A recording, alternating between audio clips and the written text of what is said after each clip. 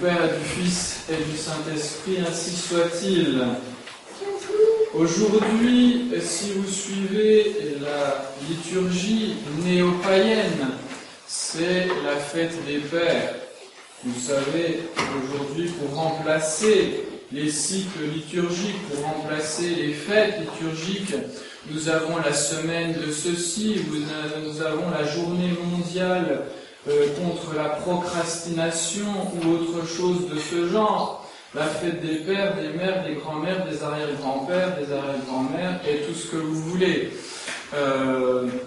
Donc c'est une nouvelle liturgie qui remplace les fêtes liturgiques et les cycles liturgiques, bien sûr pour détourner les gens de la véritable liturgie et les détourner d'honorer véritablement ce qu'il faut ou ceux qu'il faut honorer.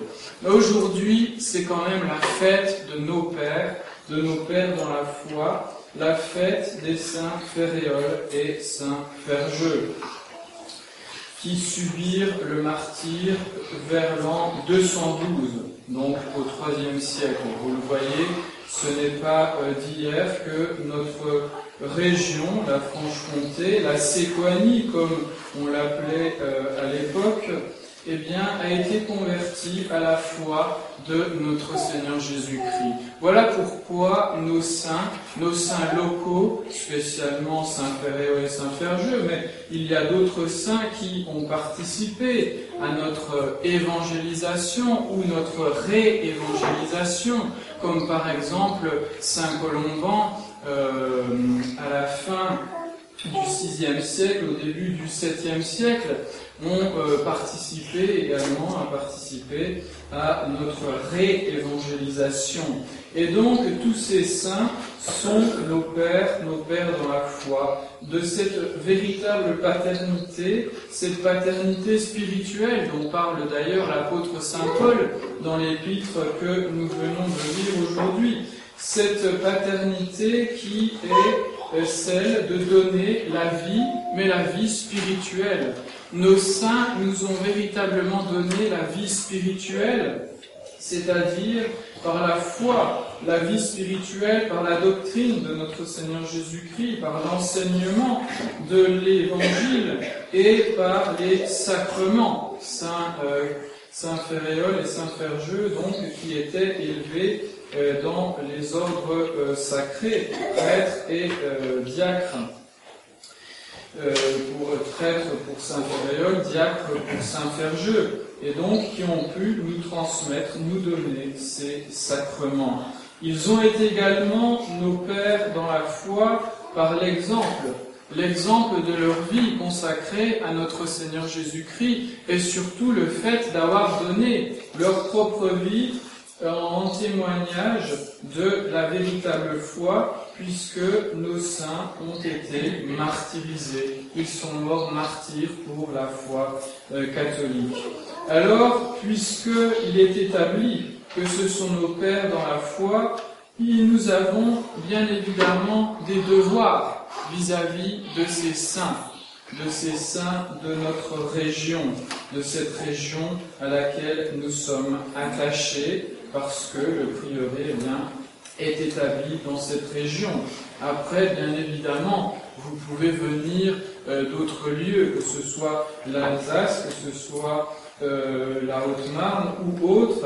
Eh bien, je vous recommande d'être attachés à vos pères dans la foi, d'être attachés à vos saints locaux, au sein de votre diocèse, et attachés de quelle manière?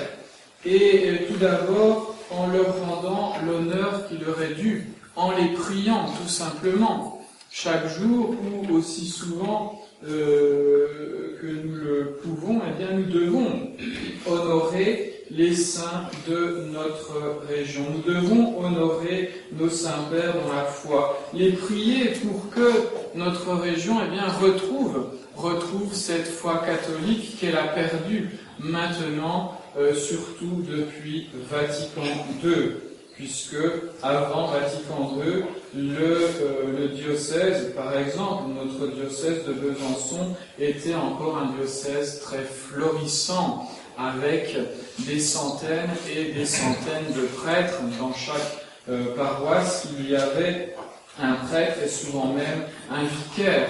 Aujourd'hui, tout cela a disparu avec ce vent, ce souffle qui n'est pas du tout le souffle de l'Esprit Saint, qui n'est pas du tout un souffle de vie, un souffle vigoureux qui a redonné vie à l'Église dans notre région. Bien au contraire, force est de constater que la foi a été tuée par Vatican II et par tout ce qui est ressorti de Vatican II, nouveau rite des sacrements, nouveau catéchisme, nouveau code de droit canonique, eh bien tout cela a détruit tout simplement ce qu'ont construit nos saints, Saint Féréol et Saint Ferjeux et tous nos pères dans la foi. Alors nous devons les honorer par la prière, nous devons essayer également de mieux connaître nos saints locaux pour pouvoir bien sûr mieux les honorer, mieux les connaître également pour pouvoir les imiter,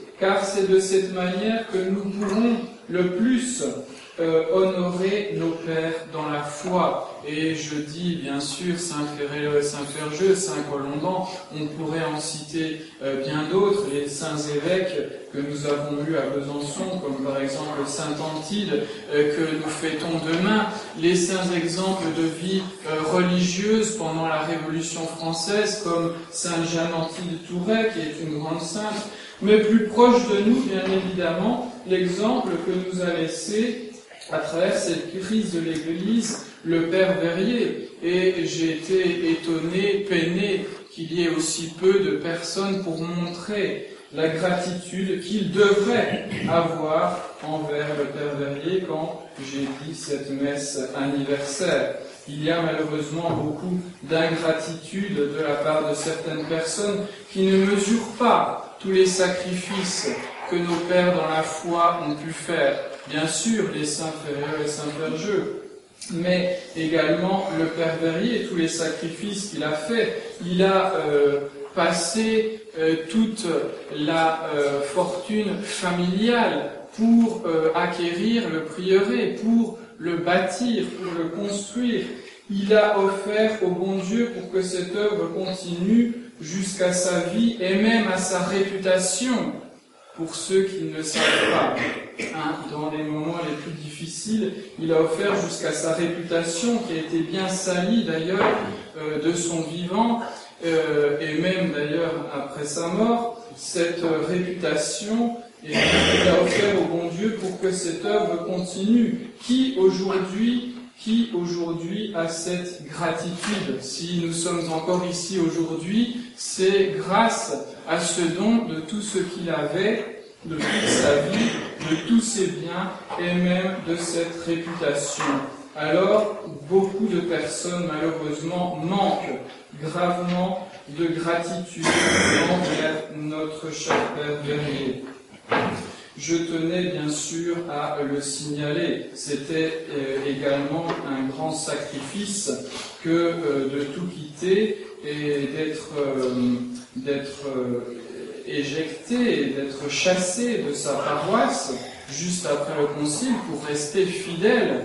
Et nous voyons, et ces prêtres qui sont restés fidèles n'ont peut-être pas eu à subir le martyre de sang comme nos saints Féréol et Ferjeux, mais ont subi d'autres persécutions bien plus graves, persécutions dans la réputation justement, persécutions par rapport aux ressources que le diocèse aurait dû donner à l'un de ses prêtres, et ces ressources ont été coupées.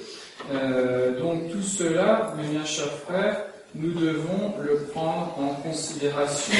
Nous avons la grâce d'avoir aujourd'hui la messe tous les jours ici, et donc tous les dimanches également, d'avoir la possibilité de recevoir tous les sacrements, d'avoir le catéchisme et d'autres enseignements, mais cela, il faut en rendre grâce à Dieu et il faut remercier, il faut montrer notre gratitude envers le Père Verrier et au-delà, bien sûr, envers tous les saints qui ont contribué à notre conversion, à la conversion de notre région ou à leur fortification dans la foi. Et cela, bien sûr, est nécessaire, mais cela n'est pas suffisant. La meilleure manière, bien sûr, de rendre grâce à Dieu et de remercier nos saints-pères dans la foi, dans la vie chrétienne, c'est de correspondre à leurs enseignements, de correspondre à leurs exemples. Et que nous enseigne Saint Féréol et Saint Ferjeux? Ils nous enseignent que nous devons lutter contre le paganisme, car c'est ce qu'ils ont fait. Ils sont venus nous évangéliser. Ils sont venus nous apporter la bonne nouvelle, c'est-à-dire à ce peuple barbare, à ces peuples qui croyaient en ces fausses divinités païennes, qui élevaient des sanctuaires à ces divinités païennes. Eh bien, nous devons correspondre à l'exemple de Saint Féréol et Saint Ferjeux qui ont renversé ces divinités païennes, qui ont dit aux âmes, cela n'est pas Dieu, qui nous ont entraînés vers le véritable Dieu, vers notre Seigneur Jésus-Christ.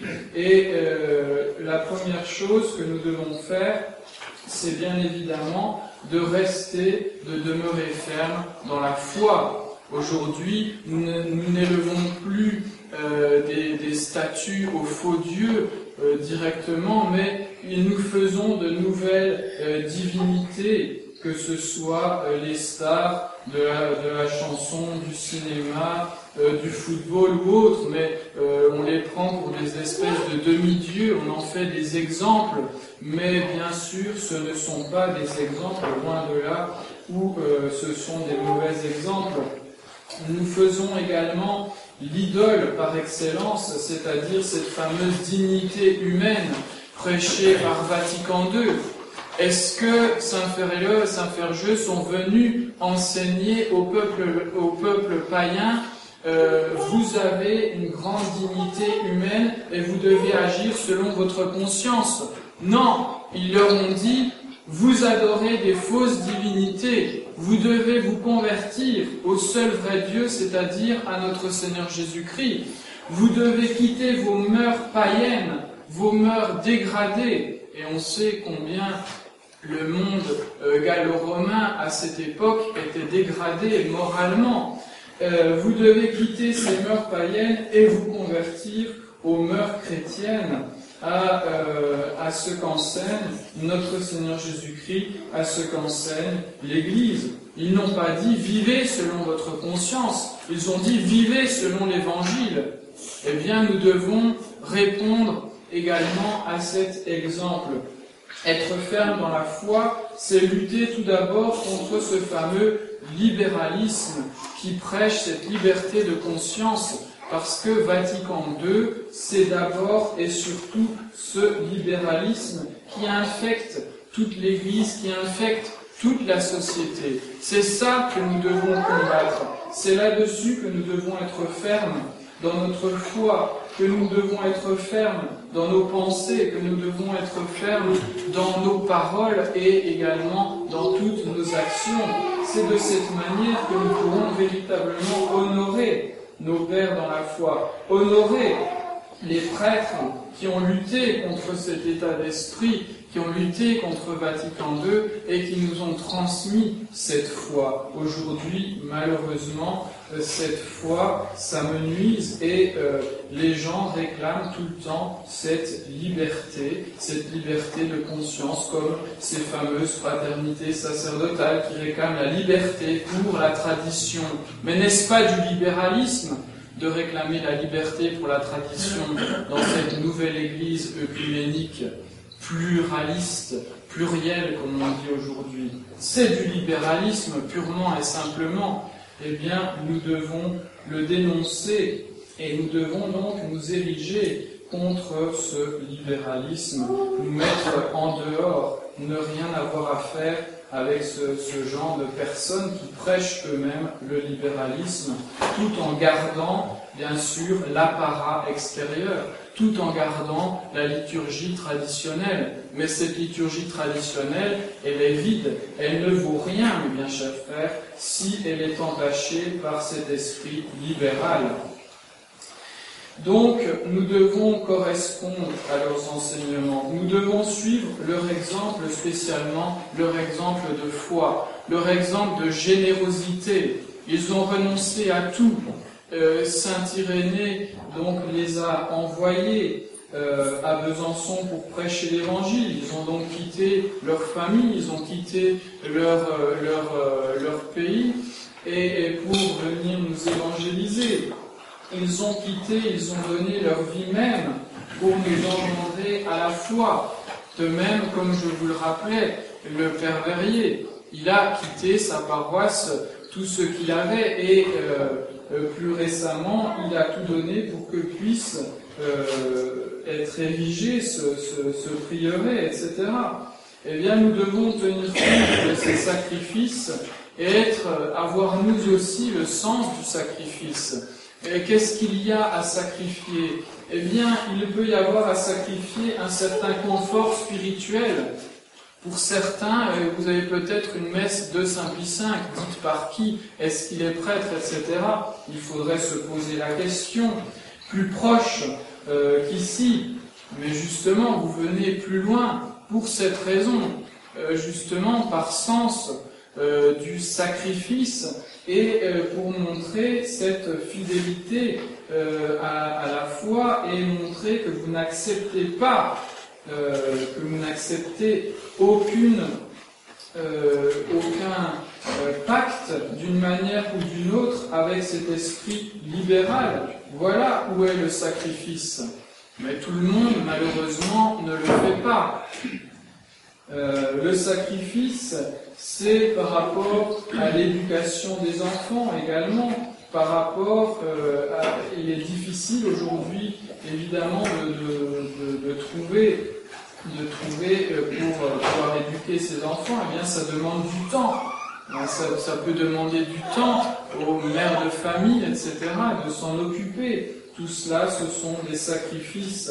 Eh bien, ces sacrifices, ça nous permet de correspondre à cet exemple de nos pères. Sans la croix, sans sacrifice, il n'y a pas de vie spirituelle possible. Et donc, si vous cherchez votre confort, si vous vous rendez compte que vous préférez justement ce confort, avoir la messe, eh bien, tous les 50 km, c'est beaucoup plus simple que tous les 300, 400 km, comme les véritables messes, qui ne sont pas entachées par le nom de François.